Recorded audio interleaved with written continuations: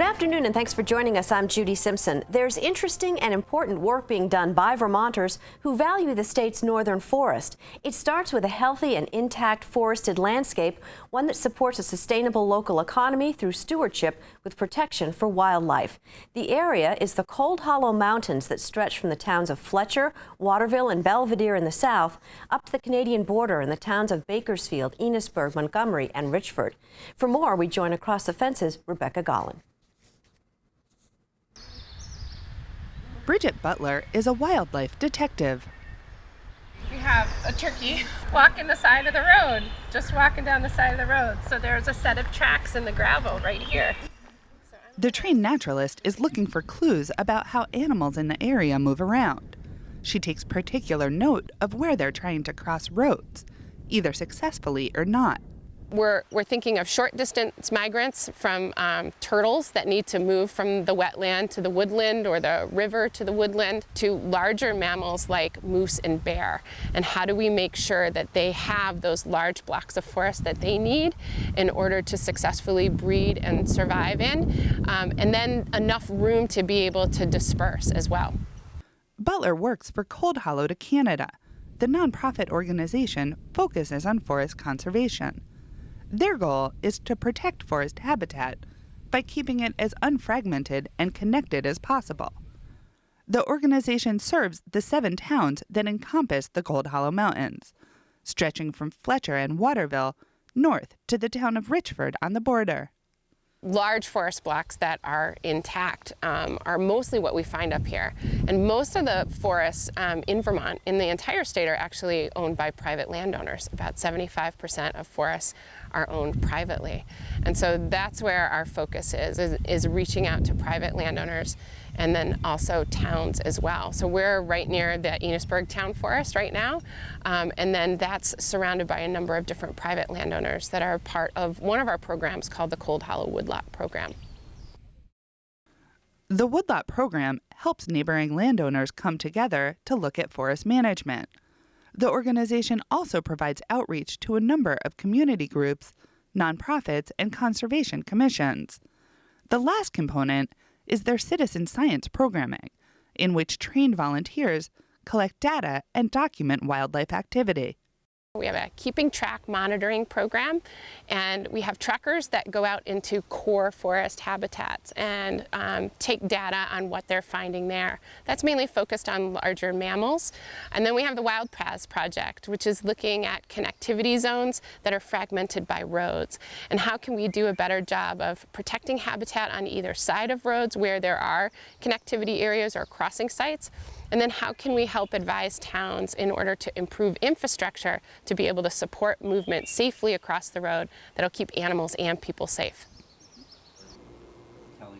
Bringing people together is the key to success for the organization. It's all about relationships and building relationships with people. And so conservation doesn't really happen overnight. It takes a lot of time in order to move people to think about how they connect with the landscape and then how they can act. Mm-hmm. Yeah, so the meander is really that S shape that rivers are going to create, slowing themselves down. A recent workshop in Enosburg invited participants to take a close-up look at how their actions affect the landscape. Along with Cold Hollow to Canada, sponsors included the Missisquoi River Basin Association and Friends of Northern Lake Champlain. So the workshop that we're doing is called Making River Corridors Work for You, and the idea behind that is to work with local decision makers, planning commissions, conservation commissions, and other municipal officials and decision makers to try to get towns in Vermont in particular to adopt river corridor protections. There's going to be a sequence of riffle, run, pool, riffle, run, pool. And there are Chris Stepanuk is with the UVM Sea Grant program. She and her colleagues helped lead the workshop. They brought a tabletop model to demonstrate how streams react in different situations. It is a fantastic tool that feels like a big kid's sandbox, but what it allows us to do is to have people envision and see what happens when you do certain practices of management along a stream. So if you want to put in riprap or rocks to stabilize a bank, or put in a culvert that is undersized, which we see in a lot of communities, and then have a flood event, you can actually see what happens to the stream banks, to the stream bottom, to the erosion happening within a stream. While this workshop was focused on rivers and water issues, presenters hope that attendees leave with a sense of how connected their landscape is. If you live on a small stream, it goes somewhere else. If you have a forested tract, the water in that forest is going to end up somewhere. And if the way you treat your land is going to impact the water and the way other people can enjoy their land downstream. Lindsay White works with several local organizations on water quality and conservation. Poor water quality affects us not just for recreation, but also for how we use the water in our landscape and the food that is provided off of our landscape and the ways that we enjoy our landscape. Warm water fisheries don't support trout, and so if we get worse water, more algal growth increases the temperature, it makes it worse for fish. White's duties include outreach and education to schools, community groups, and farmers. Collaborating on events like this with other local groups allows her to reach more people.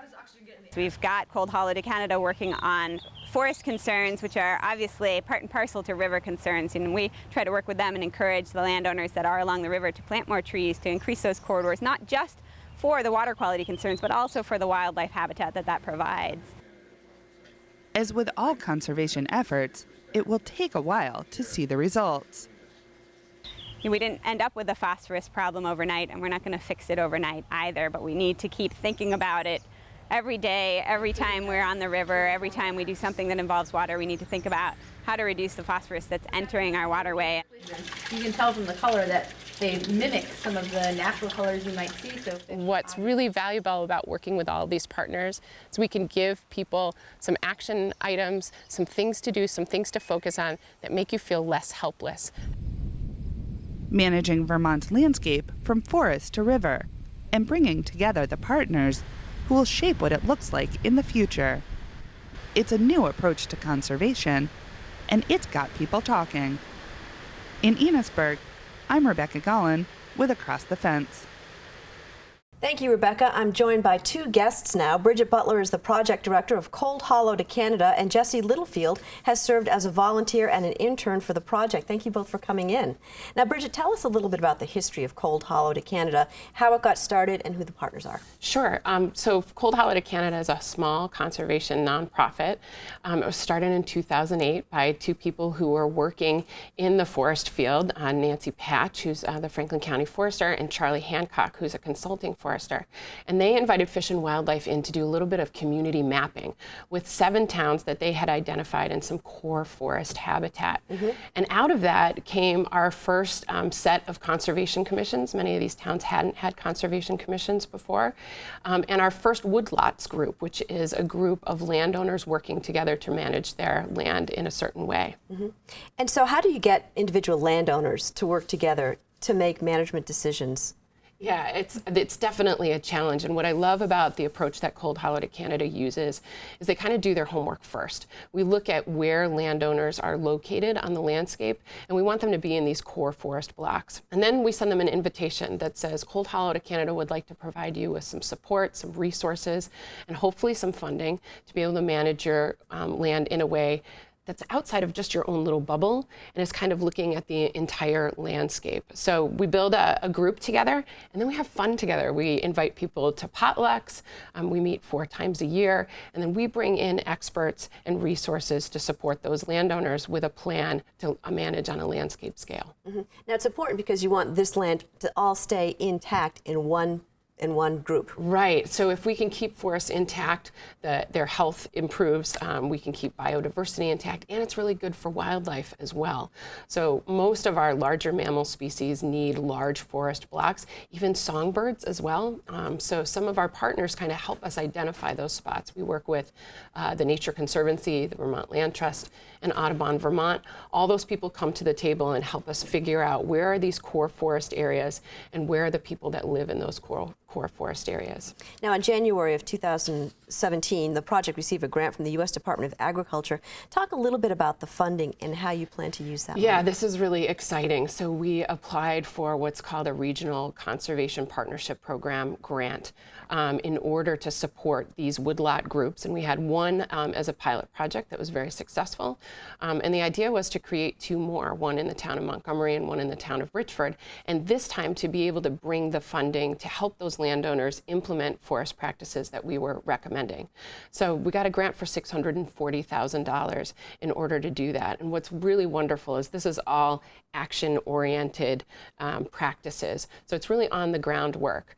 The challenge in that is that there's no administration or coordination. So we really do rely on donations from other folks to help us kind of be able to manage that. The even better thing is that that money leveraged some more money, and we're really excited to have just announced a new conservation fund that we'll be managing with the help of the Vermont Land Trust in the amount of $100,000 in order to support landowners in conserving their land. It can sometimes be a burden, so we're going to be providing up to $10,000 per landowner to defray some of the transaction costs involved in conserving your land. And so, Jesse, how did you choose to become a volunteer for Cold Hollow to Canada?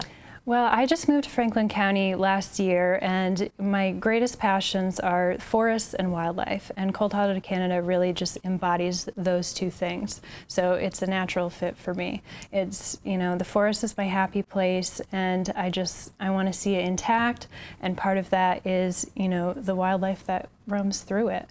And, you know, if we lose even one species because we take over all their land, then, you know, it can really throw off the whole biodiversity of a forest, which can really harm us. Now, you're also an intern. Tell me a little bit about some of the work that you did as an intern. Yeah, so I'm finishing up an environmental science degree from CCV. So my academic advisor actually suggested Cold Hollow to Canada for me, and Bridget was kind enough to take me on, which was really great for me because I was kind of allowed to do my own thing and really join their Wild Pass program. So I was out, you know, scouting the roads for signs of wildlife crossing, and it was really cool to see all the data compiled. So, you know, I kind of worked on finding patterns. It's still in the early stages, but you can kind of notice, you know, where we're seeing the crossings the most. Mm-hmm. And now, as we said, the project is called Cold Hollow to Canada, but the forest doesn't recognize borders. So how do you work with people over the border? Yeah, that's really interesting. You know, animals are going to go where they need to go. Mm-hmm. And one of the big challenges that we face is managing on a landscape scale for that. So Cold Hollow to Canada has a number of partnerships. We work with Two Countries, One Forest, which is a collective of different organizations that are working cross borders. So our counterparts in Canada, and then across the New England and Northeast region. There's an initiative out of that group called the Staying Connected Initiative. And so they're kind of pulling all of us together. And then on a smaller scale, we work right across the border. This is so cool. I can't wait to tell you about this because they're wonderful. Appalachian Corridor and the Reuter Valley Land Trust. These are two organizations very similar to ours. And we're sharing best practices and kind of learning from each other. And then we're getting together and partnering on things. Tell me a little bit about the reference to a strong and stable local economy, because this is more than just about animals and so forth. Yeah, I think one of the things that can intimidate people when it comes to conservation is that you're going to come and tell me what to do on my land. Right. And what Cold Hollow to Canada does is we're really good at listening. And we look at what people value. I mean, the way we started was by listening to people's values, how they valued the land. And then we match that up with how do we keep forests healthy, resilient in the face of climate change? How are we going to keep them in a state that you're going to be able to do what you want to do? Do you want to pull firewood off your property? Do you want to make some money off of a timber sale? Do you like to recreate? So I think, you know, our Vermont forest economy for us in Franklin County is kind of tied into sugaring, it's tied into wood products, it's tied into recreation. And we try to meet all those needs when we're working with our communities and our landowners. All right, well, I want to thank you both for joining me today. I can't wait to go out and explore that area. I've been through it a million times and I never knew there was a Cold Hollow, so I've got to check that out. And we can't wait for you to see it. So for more information about the Cold Hollow to Canada project, including how to volunteer or get involved, check the website out that we've got on the screen. It's coldhollowtocanada.org. The site also includes upcoming activities and events, and it's a perfect time of year for that. Thanks again. Thank you. Thank you. That's our program for today. I'm Judy Simpson. I'll see you again next time on Across the Fence. you.